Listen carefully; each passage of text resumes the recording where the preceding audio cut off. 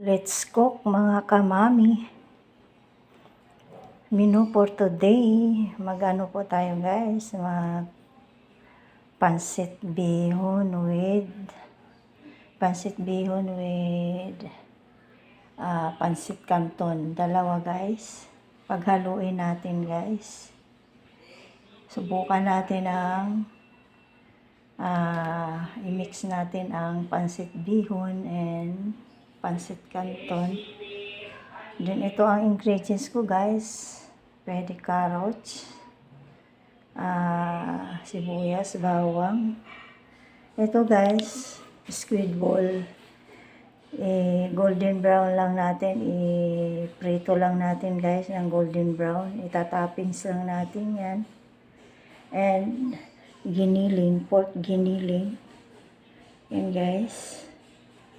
And ang gulay ko guys ay pechay, pwede na. Masarap nga yan at mura pa. Affordable. And may iodized salt tayo. Konti lang. And oyster sauce, tama lang. And pamintang durog and magic sarap.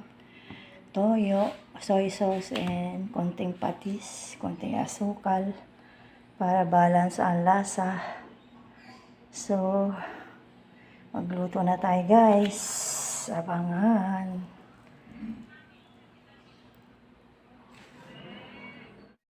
So yan guys. Golden brown na. Sunog na nga yung ating squid ball. Tama na to guys. Golden brown na o sunog na. Isa-set aside na natin. Isunod na natin na pag-isa ang bawang at saka ibang ingredients para sa pansit.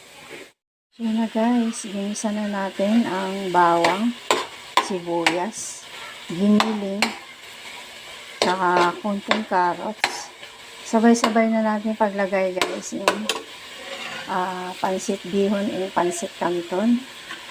Sabay-sabay na yan maluto guys. Kaya abangan ulit.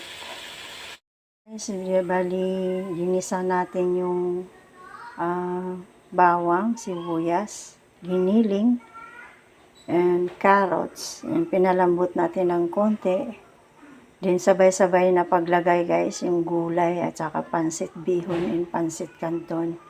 And yung mga ingredients niya guys, kagaya ng paminta, magic sarap, toyo, and konting patis, konting asukal, yan guys. Then pamintang durog. Mamaya ulit guys, pakuluin muna natin ng maigi. Sabay-sabay na yan maluto. So yan na guys, done na ang ating pansit bihon and pansit canton. Pinaghalo guys. So tatoppings natin to guys. Ang ating squid ball guys. Ayan. Marami-rami din yan. Pampalasa din yan guys. Tamang timpla lang guys kasi may soy sauce na pampaano na yun. Pampaalat na yun guys eh. So ayan pa yung squid ball guys. So ayan na guys ang ating pansit. Ayan. Enjoy eating na tayo. Ayan guys. Oh, yummy yummy. Thank you for watching.